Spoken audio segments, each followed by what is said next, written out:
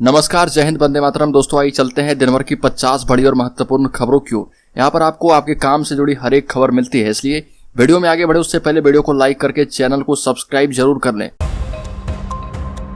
पहली बड़ी खबर, अमित शाह का बड़ा ऐलान, अब हर प्रदेश में खुलेगा एनआईए का दफ्तर। गृह मंत्री अमित शाह बीएसएफ के विशेष विमान से रायपुर पहुंचे थे।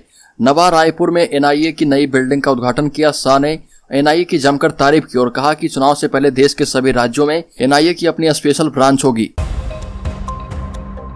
अगली खबर, भारत ने चीन को लगाई लताड़। भारत के विरोध के बावजूद श्रीलंका के अवंटोटा पोर्ट पर चीनी शिप ने एक हफ्ते का डेरा डाला, जिसको लेकर भारत ने विरोध दर्ज करवाया है। बाद में इस मामले पर श्रीलंका में चीनी राजदूत की झेन होंग ने भारत पर श्रीलंका के आंतरिक मामलों में दखल देने का आरोप लगाया। चीनी राजदूत के इस बयान पर पलटवार करते हुए भारत ने चीन को भी लताड़ लगाई। अगली खबर, कांग्रेस ने 29 अगस्त को भारत जोड़ो यात्रा अभियान के लिए बैठक बुलाई। पार्टी के नए अध्यक्ष पद के लिए चर्चा संभव। कांग्रेस पार्टी ने ऑल इंडिया कांग्रेस कमेटी और प्रदेश कांग्रेस कमेटी की बैठक बुलाई है। यह बैठक दिल्ली स्थित पार्टी हेडक्वार्टर में शाम 4 बजे तक होगी। कांग्रेस की इस बैठक में पार्टी की 3570 किलोमीटर भारत जोड़ो यात्रा अभियान पर चर्चा होगी, जो कि 7 सितंबर से कन्याकुमारी से शुरू होगी। अगली खबर, मनीष सिसोदिया का केंद्र पर बड़ा हमला। कहा कि दिल्ली के सरकारी स्कूलों में शानदार काम हुआ, लेकिन भाजपा इसे बंद करवाना चाहती है। दिल्ली के डिप्टी सीएम मनीष सिसोदिया ने भाजपा और केंद्र सरकार पर जमकर निशाना साधा और कहा कि मोदी सरकार दिल्ली के सरकारी स्कूलों को बंद कराना चाहती है। मीडिया से बात करते हुए सिसोदिया ने कहा कि देश में 2014 से भाजपा की सरकार है और आप पता कर लीजिएगा कि इस दौरान इन्होंने कई सरकारी स्कूलों को बंद करवाया है। सिसोदिया ने कहा कि दिल्ली के सरकारी स्कूलों में शानदार काम हुआ, जिसको देखकर भाजपा को चैन नहीं मिल रहा। अगली खबर, कानपुर, प्रयागराज और वाराणसी में गंगा यमुना उफान पर है। प्रयागराज में यमुना गंगा दोनों खतरे के निशान से ऊपर बह रही। वाराणसी में गंगा का जलस्तर खतरे के निशान से 24 सेंटीमीटर ऊपर है। मणिकर्णिका और हरिश्चंद्र घाट पानी में डूब गए। दाह संस्कार अब गलियों में किया जा रहा, इसी कारण दाह संस्कार में काफी वक्त भी लग रहा। अगली खबर, गुजरात के कक्ष में सांप्रदायिक तनाव। पीएम मोदी के दौरे से पहले कक्ष में तनाव, धर्म स्थलों एवं दुकानों में की गई तोड़फोड़, फोर्स भी लगाई गई है। प्रधानमंत्री मोदी के गुजरात दौरे से पहले कच्छ जिले के भुज में सांप्रदायिक तनाव की घटना सामने आई। तनाव के मद्देनजर पूरे गांव में पुलिस बल तैनात कर दिया गया है। आपको बता दें कि माधोपुर गांव स्मृति वन से मात्र 4 किलोमीटर दूर है और इसी जगह झड़प हुई है। अगली खबर, जस्टिस यूयू ललित ने ली देश के 49वें सीजेआई पद की शपथ। जस्टिस उदय उमेश ललित ने देश के 49वें मुख्य न्यायाधीश के रूप में शपथ ली। 75 दिन तक सुप्रीम कोर्ट की अगुवाई करेंगे। राष्ट्रपति द्रौपदी मुर्मू ने राष्ट्रपति भवन में न्यायमूर्ति उदय उमेश ललित को भारत के मुख्य न्यायाधीश के पद की शपथ दिलाई है। जस्टिस उदय उमेश ललित भारत के प्रधान न्यायाधीश बने। जस्टिस ललित भारत के 49वें प्रधान न्यायाधीश बने हैं। अगली खबर, देश में कोरोना वायरस के मामलों में आई कमी। पिछले 24 घंटे में मिले 9436 नए मरीज। भारत में कोरोना वायरस के मामलों में कमी देखने को मिली है। पिछले 24 घंटे में देश में कोविड-19 के 9436 नए मामले सामने आए, जिसके बाद भारत में संक्रमितों की संख्या बढ़कर 4,44,08,132 हो गई है, जबकि सक्रिय मामलों की संख्या घटकर 86,591 है। अगली खबर, श्रीलंकाई नौसेना ने 6 भारतीय मछुआरों को किया गिरफ्तार। पूर्व मुख्यमंत्री ने रिहाई के लिए विदेश मंत्री को लिखा पत्र। श्रीलंकाई नौसेना ने तमिलनाडु से 6 भारतीय मछुआरों को गिरफ्तार किया है और उनकी नाव को पकड़ लिया। मछुआरों को सुबह उस समय गिरफ्तार किया गया जब वो पाक खाड़ी समुद्र में मछली पकड़ने में लगे थे। 10 और 22 अगस्त को बार बार होने वाली घटनाओं के बाद तमिलनाडु के पूर्व मुख्यमंत्री और अन्ना द्रमुक के समन्वयक ओ पन्नीरसेल्वम ने विदेश मंत्री एस जयशंकर से मछुआरों की रिहाई के लिए कदम उठाने का आग्रह किया। अगली खबर, सोनाली फोगाट मामले में गोवा पुलिस का बड़ा एक्शन। ड्रग तस्कर रामा मांडरेकर को किया गया गिरफ्तार। भाजपा नेता सोनाली फोगाट की कथित हत्या मामले में गोवा पुलिस को बड़ी कामयाबी हाथ लगी। पुलिस ने इस मामले में 5वीं गिरफ्तारी की है। अंजुना पुलिस ने गिरफ्तार किए गए ड्रग तस्कर की पहचान रामा मांडरेकर के रूप में की है, जिससे मामले में गिरफ्तारियों की कुल संख्या 5 हो गई। इससे पहले पुलिस ने 4 आरोपियों को गिरफ्तार किया था। अगली खबर, जेपी नड्डा ने तेलंगाना में आगामी चुनाव में भ्रष्ट टीआरएस सरकार को हटाने का लिया संकल्प। भारतीय जनता पार्टी के राष्ट्रीय अध्यक्ष जेपी नड्डा ने मुख्यमंत्री और चंद्रशेखर राव के नेतृत्व वाली भ्रष्ट और सत्तावादी तेलंगाना राष्ट्र समिति सरकार को हटाने के लिए आगामी विधानसभा चुनाव का उपयोग करने का संकल्प लिया। जेपी नड्डा ने हननकोड़ा के आर्ट्स कॉलेज मैदान में आयोजित एक विशाल रैली को संबोधित करते हुए कहा कि दुबका और हुजूराबाद के उपचुनाव में हमने केसीआर को भगवा पार्टी की ताकत दिखाई थी। अगले साल के विधानसभा चुनाव में फिर से इसे दोहराएंगे। अगली खबर, सुप्रीम कोर्ट ने झारखंड हाईकोर्ट के 7 आदेशों को बदला। कहा पैसा भरो और जमानत लो का तरीका ठीक नहीं। झारखंड हाईकोर्ट के एक न्यायाधीश ने पिछले दिनों जिस तरह से दर्जनों जमानतें दी है, उस पर सुप्रीम कोर्ट ने आपत्ति जताई। शीर्ष कोर्ट ने हाईकोर्ट के उन 7 आदेशों को रद्द कर दिया जिनमें पीड़ित के हक में एक निश्चित राशि जमा कराने की शर्त पर अभियुक्तों को जमानत दी गई थी। दरअसल हाईकोर्ट के एक न्यायाधीश ने जमानत देने का एक नया आधार तैयार कर लिया था। इसमें वो अभियुक्त को पीड़ित के लिए एक निश्चित राशि जमा कराने की शर्त पर जमानत दे देते थे। अगली खबर, जयललिता की मौत के मामले में जांच आयोग ने राज्य सरकार को सौंपी रिपोर्ट, कहा कि इसे सार्वजनिक करने का निर्णय सरकार लेगी। तमिलनाडु के पूर्व मुख्यमंत्री जयललिता की मौत की परिस्थितियों की जांच करने वाले आयोग ने राज्य सरकार को अपनी रिपोर्ट सौंप दी है। 29 अगस्त को होने वाली राज्य मंत्रिमंडल की बैठक के समक्ष रखा जाएगा। न्यायमूर्ति अरुघो स्वामी ने 150 गवाहों से बातचीत करने के बाद यह रिपोर्ट तैयार की। इस रिपोर्ट को मुख्यमंत्री एम.के. स्टालिन को सौंपने के बाद आयोग ने कहा कि अब इसे सार्वजनिक करने या न करने का निर्णय सरकार को लेना है। राज्य सरकार की ओर से जारी एक बयान में कहा गया कि मुख्यमंत्री ने निर्देश दिया है कि रिपोर्ट को होने वाली कैबिनेट बैठक में रखा जाए, साथ ही इस पर उचित कार्रवाई भी की जाए।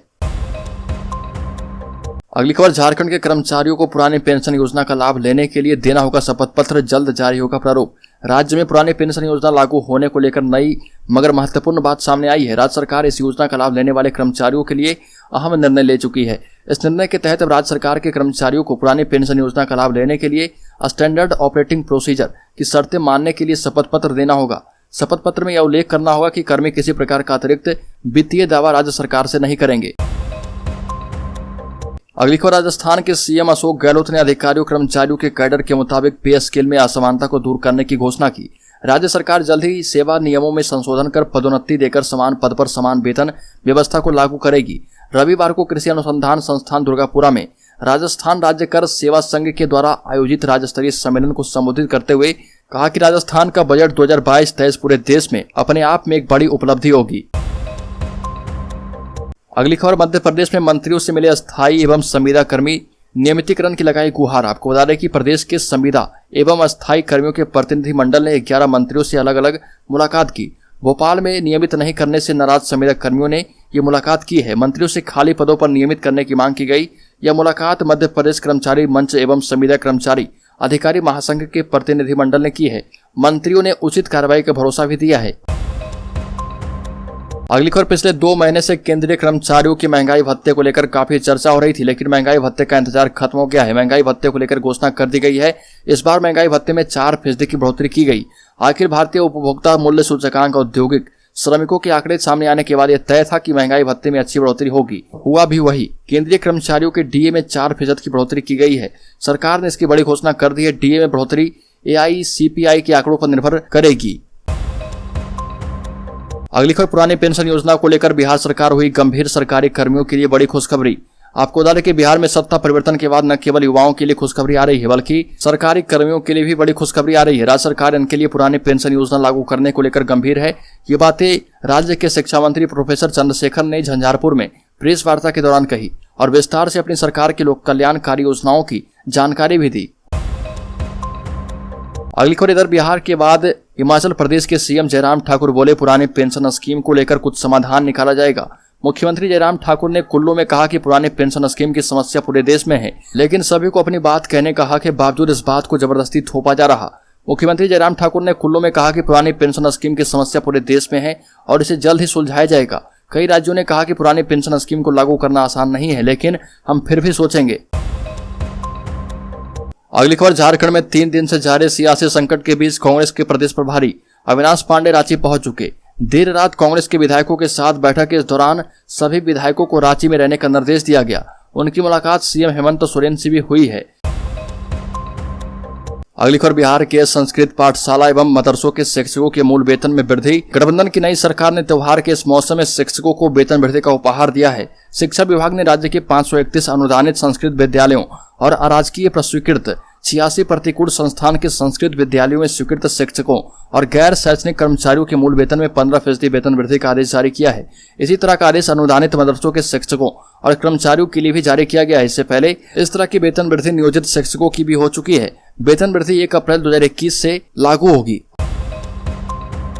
अगली खबर, पंजाब में आम आदमी पार्टी सरकार की नई इलेक्ट्रिक व्हीकल पॉलिसी तैयार की गई। सरकार इलेक्ट्रिक व्हीकल्स पर रजिस्ट्रेशन और रोड टैक्स में छूट देगी। वह इलेक्ट्रिक व्हीकल खरीदने वालों को कैश डिस्काउंट भी मिलेगा। सरकार का फोकस अमृतसर, जालंधर, लुधियाना, पटियाला और बठिंडा पर रहेगा। इन्हीं 5 शहरों में राज्य की 50% इलेक्ट्रिक गाड़ियां हैं।